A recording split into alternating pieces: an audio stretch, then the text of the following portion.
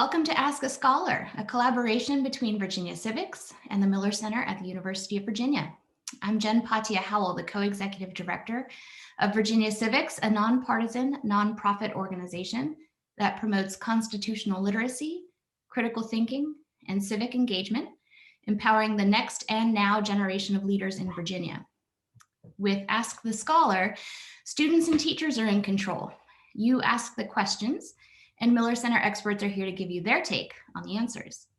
With me today is Professor Barbara Perry, the Gerald L. Baliles Professor and Director of Presidential Studies at the Miller Center.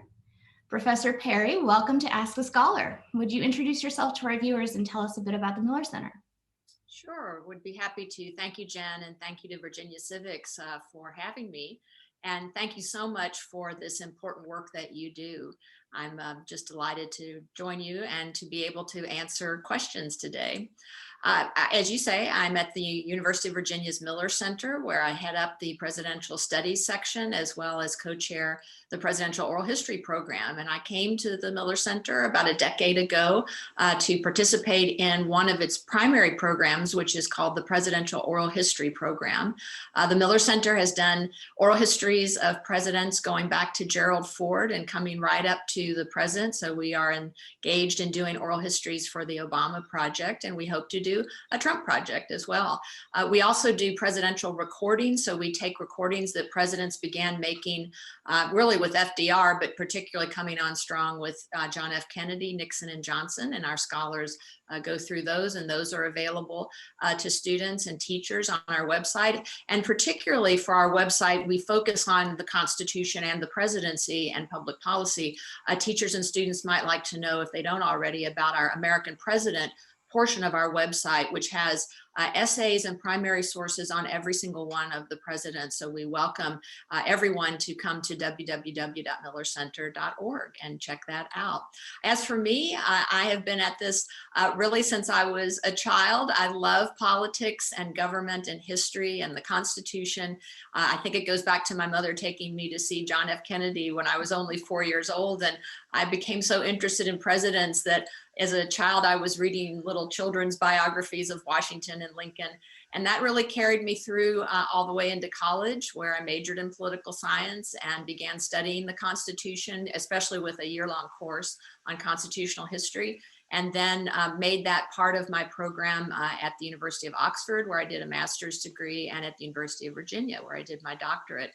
So I've been studying the Constitution and the presidency now for virtually all of my life. And one of the high points of that was in the mid-1990s, I did a fellowship at the U.S. Supreme Court. So I got to spend an entire year working there, helping to write speeches with the then Chief Justice William Rehnquist, bringing dignitaries from around the world to tell them about our system and about our courts, listening to oral arguments, and studying the court and the justices, and have written pretty extensively on that as well. Wonderful. Well, it's great to have you here. We're going to jump right in. So our question today is from Andrew. Andrew is a senior at Glen Allen High School, and he asks, what impact has incorporation had on federalism and states' rights? Great question, Andrew, and a very sophisticated one. I'm sure that you know, but just to make sure that others, we can start out with the basics, that incorporation, as it refers to the Constitution, means the application of the U.S. Bill of Rights to the states. And thus, I'm sure your question about how does it have an impact on the states and federalism. So what we want to remember is, if you look at the U.S. Constitution, the first word of the Bill of Rights, the First Amendment, is Congress. Congress shall make no law, indicating that the founders, and particularly James Madison, who added the Bill of Rights to the Constitution, meant for it to apply to limits of power of the federal government as how it could approach and reach individuals.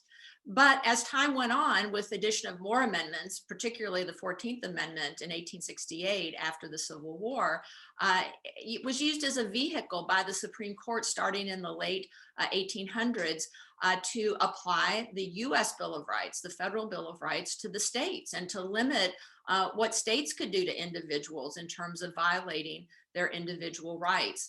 And so there are several approaches to incorporation. One that was used by most of the justices on the Supreme Court was called a case-by-case approach. That is, that as cases came to the court asking it, the US Supreme Court, to apply a provision of the Bill of Rights against state governments and state police and local police, for example, the court would choose to do that on this case-by-case basis. Over time, as we come up to the present then, almost all of the entire Bill of Rights, from amendments 1 through 9 and 10, have been applied to the states. And so there was a concept early on among justices called total incorporation, where they said, why don't we just say outright in one case that all the Bill of Rights will apply to the states and limit what the states can do to individuals in violating their rights? No majority of the court ever accepted that. And then there was even a concept called total incorporation plus, and that was a concept of looking at the 9th Amendment, which says that just because a right isn't mentioned in the Bill of Rights doesn't mean that people don't have it and that the court can develop that. And so it did with something like the right of privacy, for example. Again, that was a bridge too far for most of the justices. They never embraced total incorporation plus.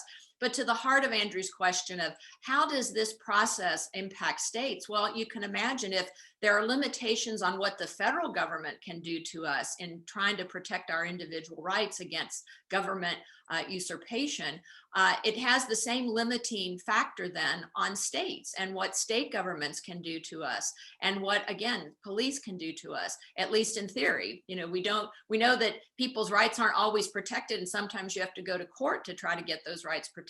But it does mean that the federal government then has the final say over what states can do to people in most instances. Now, some people who believe in states' rights say, well, that's wrong. You know, we shouldn't have the federal government telling states what to do.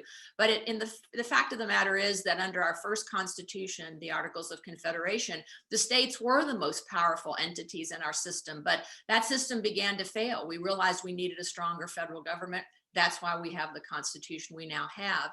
And so, yes, to the extent that states are viewed as secondary in our system, with the exception of the 10th Amendment, which reserves power to the states, if a power isn't denied to them, so example, coining money, states are not allowed to coin their own money. So that's a power that's denied to the states. But if a power isn't directly given to the federal government and denied to the states, then the states are viewed as having that reserve power.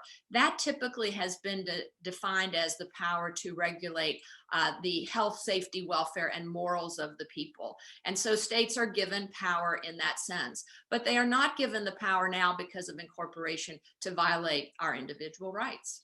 And so in that sense, they have been reduced in their power, but I think most people would agree that that's a good thing. We don't want local, state, or federal governments violating our individual rights.